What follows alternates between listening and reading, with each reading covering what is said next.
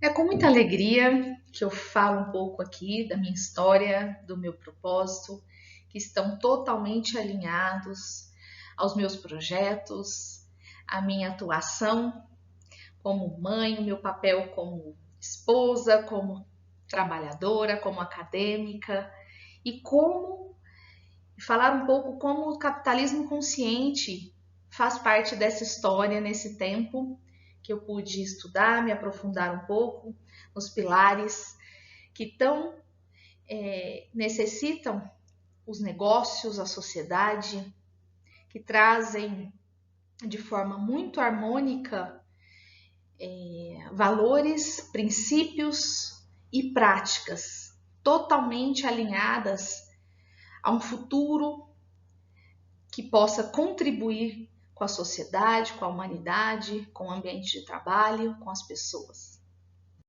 Eu começo falando da minha origem. Eu sou a Thaisa. Aí estão as minhas irmãs, a minha mãe, a minha avó paterna, que completou 90 anos no ano passado. A foto do meu pai, que já é falecido há 24 anos. Meu pai faleceu, eu tinha 14 anos, então foram momentos muito desafiadores, pelos quais nós passamos, mas vencemos, porque Deus se tornou meu pai a partir de então. Então ele me guia pelos caminhos, pelas minhas trajetórias, e toda a minha vida é guiada pela espiritualidade, por essa luz do Criador, e que escreve todos os dias a minha história. Estão aí os meus filhos, as minhas maiores alegrias, o nascimento do Manuel, o nascimento do Teodoro, que eu acredito que tenha sido os momentos mais felizes que eu passei. Foram momentos de muito amor, muita compaixão. Então aqui está a Thaisa antes do nascimento deles e a Thaisa após o nascimento deles. Uma Thaisa que hoje consegue olhar para o outro com mais compaixão, com mais empatia, porque esses dois seres aí são os meus maiores investimentos. Então eu sou muito agradecida pela família que Deus me deu, pelo meu marido, os meus dois filhos. E essa foto aí foi também um marco, porque eu estava na minha primeira viagem internacional, estava na Espanha, em Talavera, dentro de um barco, e eu peguei duas conchas. E quando eu as abri, elas viraram um coração, dois corações. E a partir daí a minha vida foi sempre guiada pelo meu coração. Eu digo que o coração fala. E estar guiada sempre pelas emoções, é claro que sempre pautadas, né, por decisões racionais e guiadas por sentimentos, a gente consegue tocar muitas vezes o coração das pessoas. E esse é meu grande propósito, essa é a minha grande missão nessa vida. Eu espero que eu passe por aqui nessa dimensão, cumprindo cada vez mais o meu propósito como mãe, como mulher, como sociedade, como acadêmica, como profissional e especialmente como ser humano. Então, toda essa trajetória, ela é fundamental quando eu já inserida nesse ambiente escolar, vamos dizer assim, porque eu sou muito agradecida por todas as minhas conquistas até hoje, especialmente quando eu olho para a minha trajetória e vejo que eu vim, né? Estudei toda a minha vida em escolas públicas, estaduais, municipais, e com 5 anos eu aprendi a ler e a escrever, porque eu morei no sul do Pará, no estado do Pará, e lá a educação era assim. Nós tínhamos uma classe repleta de alunos de todas as idades, de todas as fases, então eu meio que fui obrigada a ler e a escrever com 5 anos. E muito me alegra saber que eu alcancei esse título de mestrado na Faculdade de Medicina de Ribeirão Preto, porque para mim era um privilégio estar ali, inserida uma das melhores faculdades do mundo e a melhor da América Latina. Era motivo de muito orgulho, porque eu não acreditava que eu pudesse chegar à vida acadêmica, eu não acreditava que eu pudesse ter um título de mestrado dentro de uma universidade conceituada. Então, esse foi a minha primeira superação de perceber que eu posso, quando eu acredito, eu posso alcançar aí os meus objetivos e fazer a diferença na sociedade. Então, a ciência entrou na minha vida já com 28, 29 anos, porque eu trabalhei muito durante esses anos como profissional advogada dentro de empresas nacionais, multinacionais, escritórios de advocacia. Eu pude perceber que a minha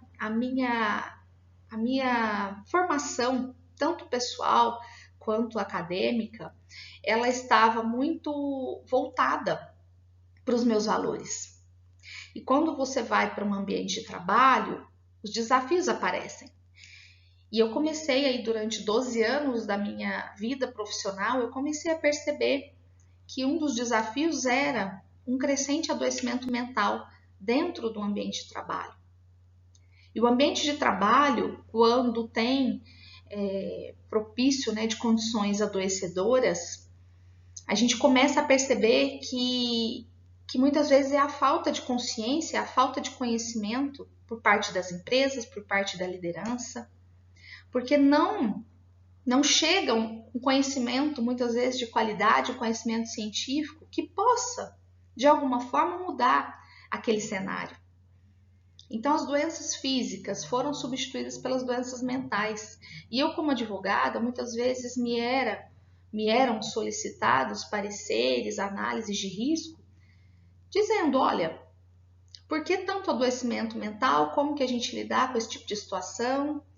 Eu não quero entrar nessa seara, porque o trabalhador certamente tem os seus problemas pessoais e a empresa não tem nada a ver com isso, então é melhor demiti-lo. E aquilo me angustiava, né? De certa forma, essa situação era muito desafiadora, mas ao mesmo tempo ela era também forma de reflexão, inflexão, por parte daquelas que eram as minhas construções, né, na academia ou construções baseadas em leis, em normas. E eu comecei a fazer aos poucos uma transição de carreira. Eu disse, a Thaís aqui tem uma trajetória pessoal, né, com propósito, com missão. Será que eu tenho cumprido essa missão? Será que eu tenho cumprido esse propósito? Então, muitos questionamentos vieram à tona para eu perceber se eu estava ali, naquele momento, fazendo a minha parte como ser humano, né? Me lembrando aí daqueles dois corações. Será que o meu coração está ali, de fato? Então, eu comecei a ver que a ciência muitas vezes não chegava na sociedade, porque eu fui a fundo pesquisar um pouco sobre o que eram as medidas interventivas eficazes, eficientes, que poderiam fazer diferença, de alguma forma pudessem mudar aquele cenário adoecedor, pudesse chegar nas empresas, na liderança, para que eles pudessem, de alguma maneira, traçar medidas que prevenissem o adoecimento, promovessem a educação, conscientização das pessoas.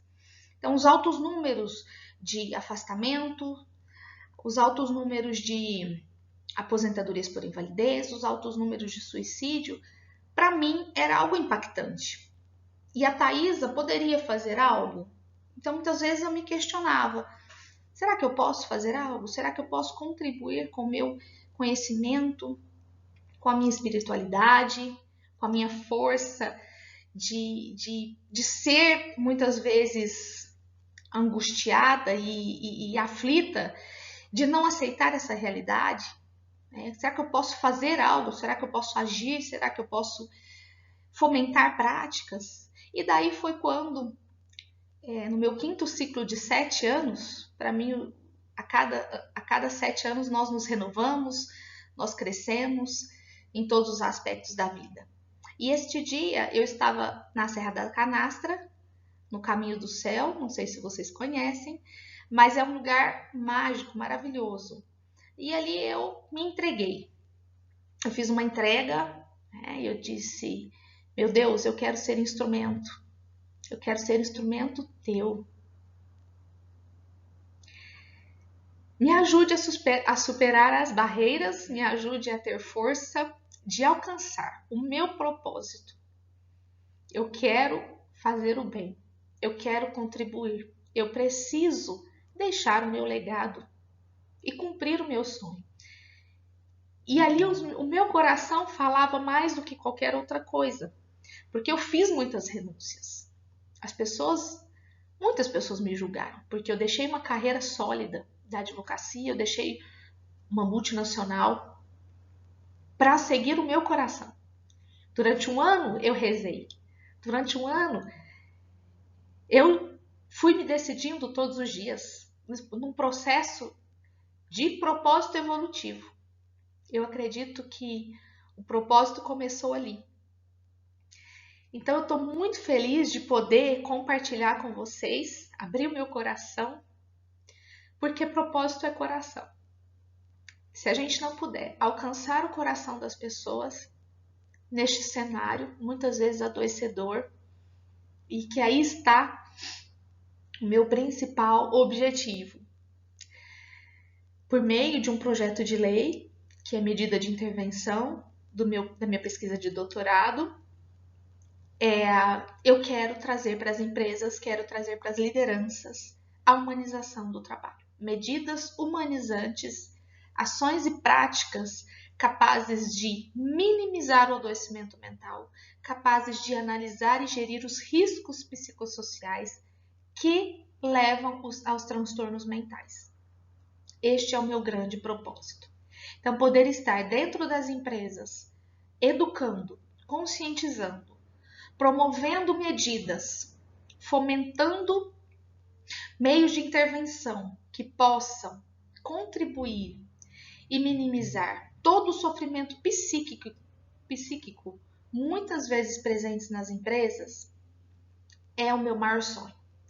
Então eu compartilho com vocês que a minha maior essência é estar aqui nessa dimensão e poder alcançar as pessoas de alguma forma e trazer, né, todos esses pilares que o capitalismo consciente aborda de maneira muito fundamentada, muito real, e saber que todo esse conhecimento, né, está, para mim, pautado em coração, oração e ação.